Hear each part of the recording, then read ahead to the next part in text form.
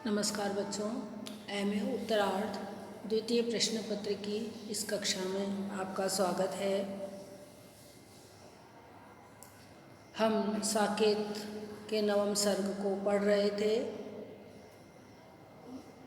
क्योंकि आपके द्वितीय प्रश्न पत्र में साकेत का नवम सर्ग जिसके अंतर्गत उर्मिला का विरह है वह निर्धारित है।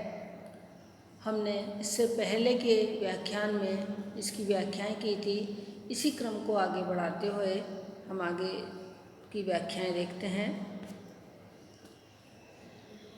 जीवन के पहले प्रभात में आँख खुली जब मेरी, हरी भूमि के पात पात में मैंने हृदय गति हेरी। खींच रही थी दृष्टि सृष्टि ये स्वर्ण रश्मियाँ लेकर, पाल रही ब्रह्मांड प्रकृति थी सदै हृदय में सेकर। तृण तृण को नभ सींच रहा था बूंद बूंद रस देकर, बढ़ा रहा था सुख की नौका समय समीरण खेकर। बजा रहे थे द्विज दल बल से शुभ भावों की भेरी, जीवन के पहले प्रभात में आँख खुली जब मेरी। तो यहाँ पर उर्मिला कहती हैं कि जीवन के पहले प्रभात में जब मेरी आँख खुली, अर्थात उर्मिला अपने बचपन की बात कर रही हैं कि जब मेरा जीवन का प्रभात हुआ। जीवन का प्रभात क्या होता है? सुबह का समय होता है, पूरे दिन में प्रभात सबसे पहले आता है। उसी तरह जीवन रूपी जो दिन है उसमें प्रभात हम बचपन को कह सकते हैं। तो जीवन के पहले प्रभात में आँख खुली जब मेरी, जीवन का जो पहला प्रभात था अर्थात मेरा जो बचपन था, जो कि मेरे माता पिता के घर पर मेरा पालन पोषण हुआ, उस समय जो मेरा बचपन था, जब मैंने अपनी आंखें खोली, अर्थात मेरा जब बचपन वहाँ पर व्यतीत हो रहा था, तो हरी भूमि के पात पात में मैंने हृदय गति हेरी। तो वहाँ पर हरी भूमि के पत्ते पत्ते में मैंने अपनी हृदय की गति को पाया। कहने का आशय ये है कि हरे पत्ते जो हैं वे एक तरह से सुख का प्रतीक हैं, और हरे पत्ते जो सुख का प्रतीक हैं, उसी तरह से उर्मिला के जीवन में भी बचपन में हर तरह का सुख उनके जीवन में था। तो उनको अपना जो सुख है वह ऐसा ही लग रहा था जैसे कि जो पेड़ पौधे होते हैं उनके पेड़ पौधों की हरियाली जिस तरह सबको सुख देने वाली होती है, सबकी आंखों को अच्छी लगने वाली होती है, सबको सुख पहुंचाने वाली होती है, उसी तरह से वे भी अपने मन को बहुत ही प्रसन्न अनुभव करती थी। वे बहुत प्रसन्नता का अनुभव करती थी और इस तरह से उस हरियाली में वे अर्थात उर्मिला अपने हृदय की गति अर्थात हृदय की गति जो कि उस समय बहुत सुखमय थी, उससे वे प्राप्त करती थी। खींच रही थी दृष्टि सृष्टि है स्वर्ण रश्मियाँ लेकर, पाल रही ब्रह्मांड प्रकृति थी सदै हृदय में सेकर। वहाँ पर मेरी जो दृष्टि है वो दृष्टि सुनहली भावनाओं को लेकर के, स्वर्णिम भावनाओं को लेकर के चित्र बना रही थी। स्वर्णिम चित्र बना, अर्थात मेरे जीवन में हर तरफ खुशियाँ ही खुशियाँ थी, प्रसन्नता ही प्रसन्नता थी। स्वर्ण रश्मियाँ प्रसन्नता का प्रतीक हैं, तो स्वर्ण रश्मियाँ लेकर के वहाँ पर मैं अपनी दृष्टि से चित्र खींच रही थी और उन भावनाओं को लेकर के, उन भावनाओं के कारण, क्योंकि मेरे मन में प्रसन्नता थी, इसलिए मैं हर वस्तु को वहाँ पर स्वर्णिम रूप में ही देखती थी। और उस समय जब मेरा बचपन था उस समय प्रकृति थी वह भी सृष्टि के प्रति बहुत ही दयालु थी। पाल रही ब्रह्मांड प्रकृति थी सदै हृदय में सेकर। उस समय जो प्रकृति थी वह भी बहुत दयालु थी और दयालु होने के कारण बहुत ही प्रेम के साथ में, स्नेह के साथ में ब्रह्मांड का पालन पोषण कर रही थी। तृण तृण को नभ सींच रहा था बूंद बूंद रस देकर। और ऐसा लगता है कि जैसे पक्षी जो होता है वो स्नेह के कारण, ममता के कारण अपने अंडे को सेता है, उसी तरह से जो स्वच्छ आकाश है उसमें प्रकृति के एक एक तिनके को अपनी ओस रूपी बूंदें दे करके ऐसा लगता है कि मानो वह सींच रहा था, जिससे कि हर तरफ हरियाली ही हरियाली और सरसता ही सरसता और प्रसन्नता ही प्रसन्नता फैल गई थी। बढ़ा रहा था सुख की नौका समय समीरण खेकर, बजा रहे थे द्विज दल बल से शुभ भावों की भेरी, जीवन के पहले प्रभात में आँख खुली जब मेरी। बढ़ा रहा था सुख की नौका समय समीरण खेकर। समय रूपी जो समीरण है, समय रूपी जो वायु है, वह मेरे जीवन के सुख रूपी नौका को आगे बढ़ाती जा रही थी। अर्थात जैसे जैसे मेरे बचपन का समय व्यतीत होता जा रहा था, मेरा सुख भी बढ़ता जा रहा था। बजा रहे थे द्विज दल बल से शुभ भावों की भेरी। वहाँ पर ऐसे सुंदर समय में जब पक्षीगण अपने झुंड में, अपने समूह में, मधुर स्वर में जब कलरव करते हैं, जब पक्षी अपने तरह तरह की बोलियां बोलते हैं, तो ऐसा लगता है कि मानो वे शुभ भावों की भेरी बजा रहे हों। जीवन के पहले प्रभात में आँख खुली जब मेरी। उर्मिला अपने जीवन के पहले प्रभात का अर्थात बचपन का वर्णन कर रही हैं। वह जीवन मध्याह्न सखी अब शांति क्लांति जो लाया, खेद और प्रस्वेद पूर्ण यह तीव्र ताप है छाया। पाया था सो खोया हमने, क्या खोकर क्या पाया, रहे न हम में राम हमारे, मिली न हमको माया। यह विषाद वह हर्ष कहाँ अब देता था जो फेरी, जीवन के पहले प्रभात में आँख खुली जब मेरी। वह कोयल जो कूक रही थी आज हुक भरती है, पूर्व और पश्चिम की लाली रोष वृष्टि करती है। वह जीवन मध्याह्न सखी अब शांति क्लांति जो लाया। बचपन के बारे में बताया है कि बचपन तो मेरा बहुत प्रसन्नतापूर्वक बीता, लेकिन अब जब दोपहर आ गई, वो जो सुबह का समय होता है, मौसम भी अच्छा रहता है, लेकिन जैसे ही दोपहर आती है व्यक्ति अपनी दौड़ धूप में भी लग जाते हैं और उधर सूरज भी अपनी पूरी तपन बिखेरता है। सूरज भी पूरी तरह से तपता है, जो धूप है वह भी बहुत तेज़ पड़ने लग जाती है, तो उस समय व्यक्ति थकान का अनुभव भी जल्दी करते हैं। व्यक्ति अपने कामों में भी लगे रहते हैं और ऊपर से धूप के कारण और ज़्यादा थकान होती है। यहाँ पर उर्मिला भी अपने यौवन को कुछ इसी तरह की उपमा से विभूषित कर रही हैं। उर्मिला कहती हैं कि हे सखी, जब मेरा बचपन बीत गया और उसके बाद मेरा यौवन का स्वर्णकाल आया, तो ऐसा लगता है कि मानो जैसे सुबह के बाद में तपती हुई दोपहरी आती है, उसी तरह से यह जो समय है इसमें विश्राम भी मिला और थकावट भी मिली। दोनों चीज़ें साथ ही लेकर के आया। जीवन का जो मध्याह्न है विश्राम भी लेकर के आया, शांति क्लांति जो लाया। शांति यानी विश्राम भी लाया और क्लांति यानी थकान भी लाया। अर्थात जब विवाह हुआ, यौवन का प्रारंभ था, हर तरफ सुख ही था, उसे लगा कि ठीक है विश्राम भी है, लेकिन जैसे ही ये दुख आया ऐसा लगा मानो इस यौवन में शांति और क्लांति दोनों ही है। खेद और प्रस्वेद पूर्ण यह तीव्र ताप है छाया। और इसमें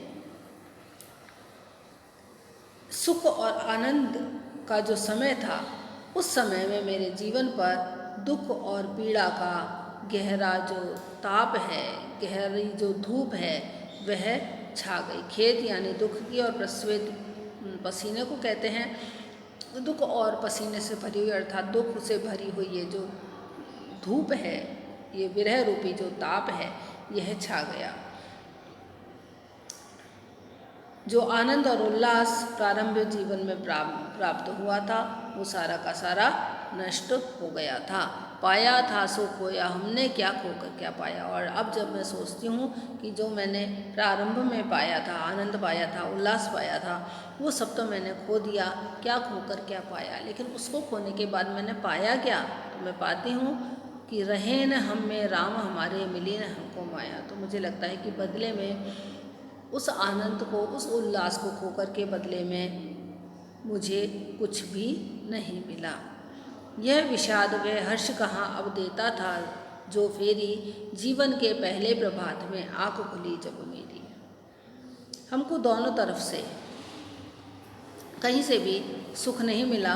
रहे न हम में राम हमारे, मिली न हमको माया। कहते हैं ना, एक माया मिली न राम। जब किसी को कुछ भी हाथ नहीं लगता तो ये बोला जाता है कि माया मिली न राम। उसी तरह से उर्मिला कहती है, न तो हमारे राम यानी जो जेठ जी हैं उर्मिला के, जिनका राज तिलक होने वाला था, वे राम और सीता भी यहाँ पर नहीं रहे और मिली न हमको माया, और हमको किसी तरह का कोई सुख भी नहीं मिला। न तो राम ही यहाँ पर रहे और न ही हमको किसी तरह का कोई सुख हमें मिला।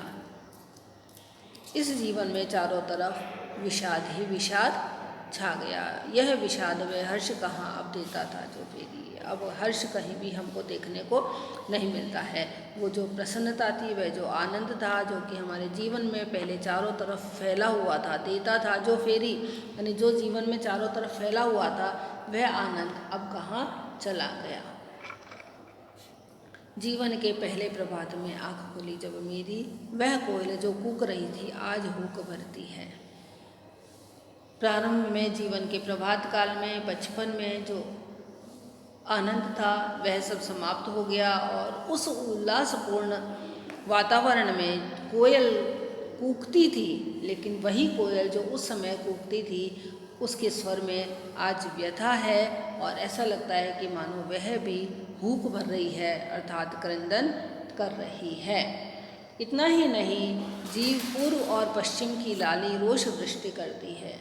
पूर्व और पश्चिम में फैली हुई जो आकाश की लालिमा है, जो सुख के समय ऐसा लगता था कि मानो अनुराग प्रदान करने वाली है। लाल रंग जो है अनुराग का प्रतीक होता है। ऐसा लगता था कि मानो अनुराग की वर्षा कर रहा है। वही सूर्य की पूर्व और पश्चिम की जो लालिमा है, जो सुबह के और शाम के समय लालिमा होती है आसमान में, वह भी ऐसा लगता है कि मानो अब क्रोध की वर्षा कर रही है। लेता है निश्वास समीरण सुरभि धूल चरती है, उवल सूखती है जलधारा यह धरती मरती है। पत्र पुष्प सब बिखर रहे हैं, कुशल न मेरी तेरी, जीवन के पहले प्रभात में आँख खुली जब मेरी। आगे जीवन की संध्या है देखें क्या हो वाली, तू कहती है चंद्रोदय ही काली में उजियाली। सिर आँखों पर क्यों न कुमुदनी लेगी वह पदलाली। अब उर्मिला कहती है, लेता है निश्वास समीरण सुरभि धूल चरती है। प्रकृति को देख करके और उर्मिला अपने विरह के बारे में जब सोचती है तो ऐसा लगता है कि मेरे विरह के कारण आज जो प्रकृति है वह भी पूरी की पूरी उदास हो गई है, वह भी अब मुझे सुख देने वाली नहीं रह गई है। जैसे कि लेता है निश्वास समीरण सुलभी धूल चलती है। जीवन का ये जो विकास करने वाली जो हवा है, सुख देने वाली हवा है, वो जो कि सुख का संचार करती थी, वह भी ऐसा लगता है कि मानो दुख के दीर्घ निश्वास छोड़ रही है। और इसी तरह पुष्पों की जो सुगंधी थी, सुरभि, सुरभि अर्थात होता है सुगंध, पुष्प की जो सुगंध थी वह भी ऐसा लगता है कि मानो आज धूल का भक्षण कर रही है। इसी तरह उबल सूखती है जलधारा यह धरती मरती है। और इसी तरह जो शीतल जलधारा है, जल की जो धारा है जो कि पहले सुख देती थी, आज दुख के कारण उबल करके सूख रही है, जिसके कारण क्योंकि धरती पर जल नहीं है, जल की धारा नहीं है, जल की धारा सूख रही है, उसके कारण यह धरती मरती है, उसके कारण यह धरती भी मृत प्राय सी हो गई है। अर्थात हर तरफ उदासी ही उदासी फैली हुई है। पत्र पुष्प सब बिखर रहे हैं, कुशल न मेरी तेरी। सारे पत्ते जो हैं वो हर तरफ इधर उधर बिखर रहे हैं। हरे भरे वृक्षों के जो पत्ते हैं और जो फूल हैं वो सब मुरझा गए हैं और वो इधर उधर बिखर रहे हैं। ऐसा प्रतीत होता है कि मानो ऐसे दुख के समय में कोई भी कुशल नहीं है, किसी के भी जीवन में आनंद नहीं है। आगे जीवन की संध्या है देखे क्या हो आली। अब आगे जीवन की संध्या आने वाली है, अर्थात यौन अवस्था में दोपहर का समय है, दोपहर के बाद संध्या आती है। जीवन रूपी दिवस की भी अब संध्या आने वाली है। देखते हैं अब आगे के समय में क्या होता है। तू कहती है चंद्रोदय ही काली में उजियाली। तुम कहती हो कि रात में जब चंद्रमा उदित होता है तो वो अंधकार को नष्ट करता है और प्रकाश फैला देता है, तो क्या मैं इसे ही मानूं? सिर आँखों पर क्यों न कुमुदनी लेगी वह पदलाली। तो ऐसे समय में, ऐसे सुख के समय में कुमुदनी भी बहुत प्रसन्नता के साथ में चंद्रमा की पदलाली को स्वीकार करेगी, अर्थात चंद्रमा के उदित होने पर कुमुदनी भी खिल जाएगी। परंतु हे सखी, आगे उर्मिला कहती है कि लेकिन किंतु करेंगे कोक शोक की तारे जो रखवाली, फिर प्रभात होगा क्या सचमुच तो कृतार्थ यह चेरी। लेकिन जो मेरे नेत्र रूपी जो तारे हैं वो शोक रूपी चक्रवे की उस समय तक रक्षा करेंगे। यानी वो सखी से कहती है कि तुम कहती हो कि प्रभात होगा, क्या सचमुच मेरे जीवन में भी प्रभात का सुखमय जीवन आएगा? यदि ऐसा हुआ तो यह जो दासी है यह भी कृतार्थ हो जाएगी, अर्थात उर्मिला भी कृतार्थ हो जाएगी। यहाँ पर उर्मिला अपना जो पुराना बचपन का समय है उस समय की जो प्रसन्नता की बातें हैं वो करती है कि उस समय ये सभी चीज़ें मुझे सुख देने वाली थी और किस तरह से इस समय ये सब चीज़ें मुझे दुख देने वाली बन गई हैं। प्रकृति पूरी की पूरी दुख देने वाली बन गई हैं। सखी विहग उड़ा दे हो सभी मुक्ति मानी, सुन शठ शुकवाणी हाय रूठो न रानी। खग जनकपुरी की ब्याह दूँ सारिका में, तदपि यह वहीं की त्यक्त हूँ दरिका में। कह वेग कहाँ है आज आचार्य तेरे, विकच वदन वाले वे कृति कांत मेरे। यहाँ पर उर्मिला कहती है कि जितने भी पक्षी हैं उन सबको हे सखी तुम उड़ा दो। सखी विहग उड़ा दे हों सभी मुक्ति मानी। पिंजड़े में बंद जितने भी पक्षी हैं उन सबको तुम उड़ा दो, इन सबको बंधन से मुक्त कर दो, जिससे कि ये भी स्वतंत्रता का आनंद प्राप्त कर सकें। सुन शठ शुकवाणी हाय रूठो न रानी। और फिर जब वो उड़ाने के लिए कहती है, तोतों को उड़ाने के लिए कहती है, तो तोता बोलता है हाय रूठो न रानी। तो जब वो यह बोलता है तो उर्मिला को लक्ष्मण की याद आ जाती है, क्योंकि लक्ष्मण भी उर्मिला से कहा करते थे हाय रूठो न रानी, और उसी बात को तोते ने पकड़ लिया, क्योंकि तोता तो किसी की बात को सुनता है और वैसा का वैसा बोलना शुरू कर देता है। आज भी जब वो पक्षियों को उड़ाने के लिए कह रही है तो तोता कहता है हाय रूठो न रानी, अर्थात हमसे रूठ करके हमें उड़ाओ मत। और ये जब वो कहता है तो उर्मिला को लक्ष्मण के जो ये शब्द हैं, जो कि कभी उपहास में उर्मिला को लक्ष्मण ने कहे थे, वे शब्द याद आते हैं और उनको लक्ष्मण की याद आ जाती है।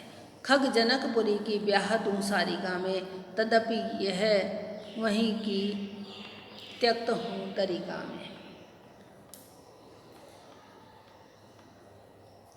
उर्मिला तोते को फिर संबोधित करती है कि तू मुझसे इस तरह से बोलता है, क्या मैं तुझसे जनकपुरी की जो मैना है उससे तेरा विवाह कर दूं? खग, हे खग यानी हे पक्षी, पक्षी कौन? तोता, तोते को ही संबोधित कर रही हैं। जनकपुरी की ब्याह दूं सारिका में, क्या जनकपुरी की जो मैना है उससे मैं तेरा विवाह कर दूं? लेकिन फिर वह अपने आप से कहती है कि तदपि यह वहीं की त्यक्त हूँ तरीका में, नहीं नहीं, मैं जनकपुरी की मैना का तुमसे विवाह नहीं करूँगी, क्योंकि मैं भी तो जनकपुरी की ही हूँ, जनकपुरी की ही पुत्री हूँ। तो मैं यहाँ पर किस तरह से दुख भोग रही हूँ। यहाँ पर उर्मिला का एक तरह से उलाहना भी है कि जनकपुरी की जो पुत्री है उसे यहाँ पर कितने दुख का सामना करना पड़ रहा है। आगे उर्मिला कहती हैं, कह विहग कहाँ है आज आचार्य तेरे, विकच बदन वाले वे कृति कांत मेरे। फिर वो पूछती हैं तोते से कि हे विहग, हे पक्षी, बताओ आज तुम्हारे वो आचार्य अर्थात लक्ष्मण कहाँ है जिसने कि तुमको इतना कुछ सिखाया है, क्योंकि उनके सीखे हुए शब्द ही तोता बोल रहा है। तो वो पूछती है कि तुम्हारे आचार्य कहाँ पर हैं? विकच बदन वाले वे कृति कांत मेरे, जो कि प्रसन्न मुख वाले, विकच वदन वाले अर्थात प्रसन्न मुख वाले जो मेरे पति हैं, जो हमेशा प्रसन्न मुख वाले हैं और जो कर्मवीर हैं, हमेशा कर्मशील रहते हैं, ऐसे वे मेरे कृतिकांत अर्थात काम में रत रहने वाले कर्मवीर जो मेरे पति हैं वो कहाँ पर हैं। सचमुच मृगिया में तो अहेरी नए वे, यह हथहरिणी क्यों छोड़ यूं ही गए वे। निहार सखी सारिका कुछ कहे बिना शांत सी, दिए श्रवण है यही इधर में हुई भ्रांत सी। इसे पिशुन जान तू सुन सुभाषिनी है बनी, धरो खगे किसे धरूं धृति लिए गए हैं धनी। यहाँ पर स्वयं ही वह ये सोचती है कि ये तोता ये बोल रहा है कि वो शिकार को गए हैं, वन में गए हैं तो वन में शिकार के लिए ही जाते हैं। तो उर्मिला तोते से कहती है कि तुम्हारे भी आचार्य जो हैं वो कहाँ गए हैं। तोता उत्तर देता है कि शिकार के लिए गए हैं। तो उर्मिला उत्तर सुन करके कहती है कि क्या सचमुच ही वो शिकार के लिए गए। मृगया का अर्थ होता है शिकार। सचमुच मृगया में क्या सचमुच वो शिकार करने के लिए गए हैं। यदि ऐसा है तो अहेरी नए वे, तो ऐसा लगता है कि मानो वे नए नए शिकारी हैं। यह हथहरिणी क्यों छोड़ यूं ही गए वे, क्योंकि यदि नए शिकारी नहीं होते तो अपने इस शिकार को उर्मिला स्वयं को शिकार बताती है, क्योंकि जिस तरह से शिकार जो होता है वह घायल होता है, उर्मिला की स्थिति भी कुछ इसी तरह की है, क्योंकि वे भी विरह के दुख के कारण घायल हैं। तो ऐसे जो हथहरिणी है, जो घायल हरिणी है, मेरी जैसी घायल हरिणी को यहाँ छोड़ करके क्यों चले गए।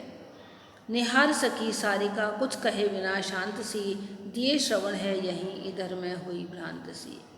फिर आगे उर्मिला अपनी सखी को संबोधित करते हुए कहती है कि देख सखी, ये जो सारिका है ये देखो किस तरह से चुपचाप बैठी है। यह जो सारिका का अर्थ होता है मैना, ये सारिका यहाँ चुपचाप बैठी है, लेकिन इसके कान यहीं लगे हुए हैं और हम जो बात कर रहे हैं वह यह पूरी तरह से सुन रही है। मौन और शांत सी दिख तो रही है, लेकिन ये सब बातों को सुन रही है। और मेरी बातों को सुन करके और ऐसा लगता है कि कोई इस तरह की जो कोई बात है उसको ये नहीं सुन ले और उसको वह दोहरा नहीं दे। इधर मैं हुई भ्रांत सी, मैं भ्रांत सी होकर के मैं कुछ भी बोल रही हूँ और सारिका मेरी बातों को सुन रही है, कहीं वह मेरी बातों को दोहरा न दे। इसे पिशुन जान तू सुन सुभाषिनी है बनी, इसको तू सीधा मत समझना। पिशुन का अर्थ होता है चुगलखोर। यह कोई सीधी सारिका नहीं है, कोई सीधी मैना नहीं है जो कि चुपचाप से शांति से बात सुन रही है। यह चुगलखोर है। मेरी बातें ये किसी से भी कह देगी तो यह बड़ी चुगलखोर है।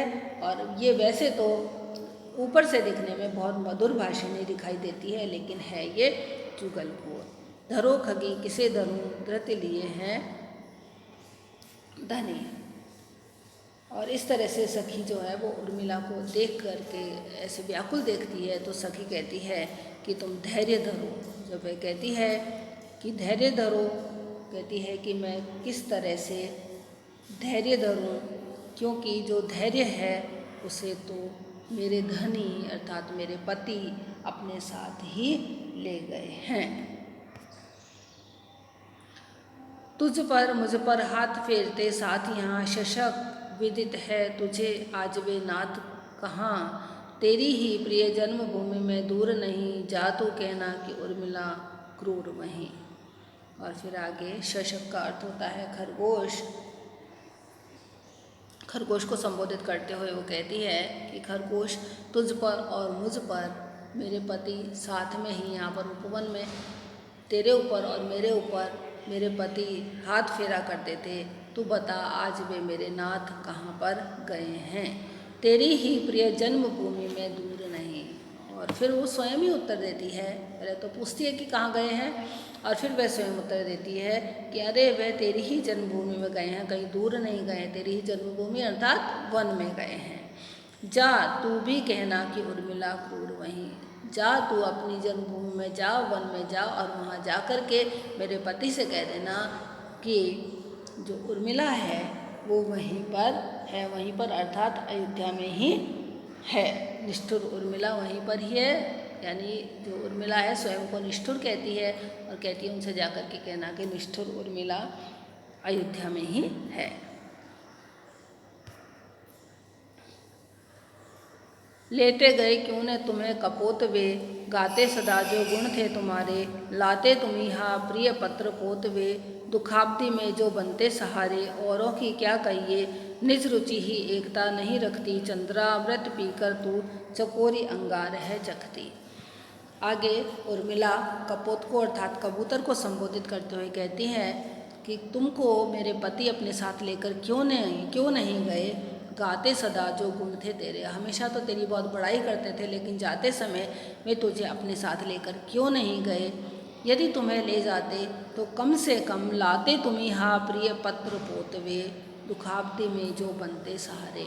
यदि वो ले जाते तुमको साथ में तो कम से कम उनके संदेश तो तुम ला कर, क्योंकि कपोत पहले के समय में जो कबूतर हुआ करते थे वो संदेश लाने ले जाने का काम किया करते थे।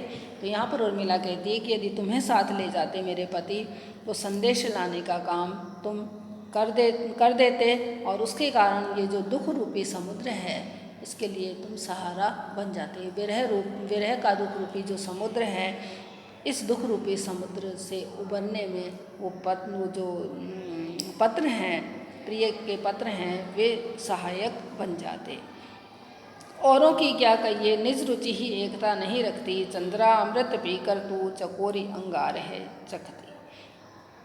आगे उर्मिला विरह के कारण ही व्याकुल होकर के अपने मन की तरह तरह की जो मनोदशाएं हैं, मनोव्यथाएं हैं, मन की भावनाएं हैं, उनको कहती है कि हमेशा सबको एक सी चीज़ हमेशा अच्छी नहीं लगती। कोई चीज़ कभी अच्छी लगती है, कोई चीज़ कभी अच्छी नहीं लगती है। जब ये बात कही है ना कि कबूतर को हमेशा तो पसंद करते थे, हमेशा उसको बहुत प्यार करते थे, तेरी बहुत बड़ाई करते थे, लेकिन जाते समय तुझे साथ क्यों नहीं लेकर के गए। फिर वह स्वयं कहती है कि औरों की तो क्या कहूँ, हमेशा सबको एक ही चीज़ हमेशा अच्छी नहीं लगती, सबकी रुचियाँ समय समय पर बदलती रहती हैं।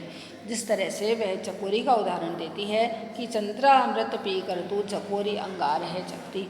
चकोरी का उदाहरण देकर कहती है कि चकोरी अंगार भी चखती है और चंद्रमा की किरणों का अमृत भी पान करती है, अर्थात वो शीतल जो चंद्रामृत है उसे भी पीती है और अंगारों को भी चखती है। दोनों बिल्कुल विपरीत चीज़ हैं, लेकिन किसी समय उसे कुछ सुहाता है और किसी समय उसे कुछ अच्छा लगता है।